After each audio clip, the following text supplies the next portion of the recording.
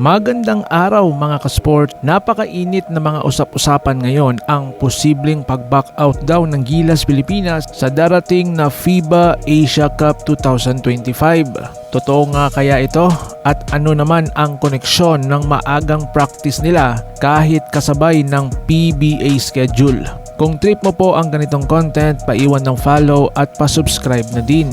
Tara, alamin natin ang buong istorya. Ang FIBA Asia Cup ay isa sa pinakamalaking basketball tournament sa Asia. Kinaganap ito kada 4 na taon at dito mga ka-sports naglalaban-laban ang mga pinakamalakas na national team sa buong Asia. Expected na sasali ang Gilas Pilipinas. Pero ngayon, may mga bali-balitang baka umatras tayo. Ayon sa mga ilang reports, nagkaroon ng conflict sa schedule sa pagitan ng Gilas at ng PBA. Ang ilang players ay parehong naka-line up sa PBA teams at sa Gilas, kaya napakahirap pagsabayin. May mga panukala rin na mas gusto ng SBP na mag-focus na lang sa long-term program ng national team. Kahit may posibilidad na pag-atras, may napaulat na nagsimula na ang maagang training ng Gilas Pool. Pinagsasabay pa raw ito sa PBA schedule, kaya grabe ang sakripisyo ng mga players at isa itong patunay na gusto pa rin nilang lumaban at irepresenta ang bansa sa international stage. Mixed reaction ang nakukuha ng balitang ito mula sa mga fans dahil may mga nagsasabing sayang kung hindi sasali ang Gilas,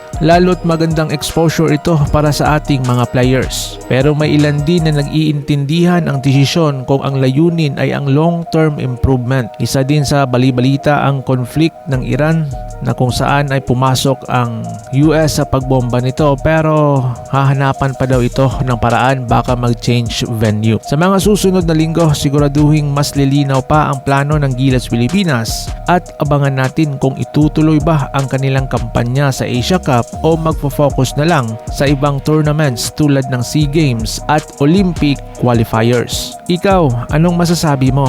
Dapat bang umatras ang Gilas o lumaban pa rin sa Asia Cup? I-comment mo na yan sa baba at huwag kalimutang mag-like, subscribe para updated ka sa lahat ng Gilas news and updates. Maraming salamat at kita-kits sa susunod. Ingat po kayo. Handled though. Barrientos. Nice ball movement from the Philippines. So the Philippines will come away with possession.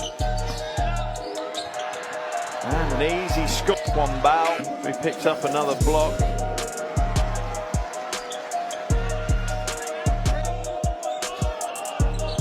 Pass inside, Tamayo.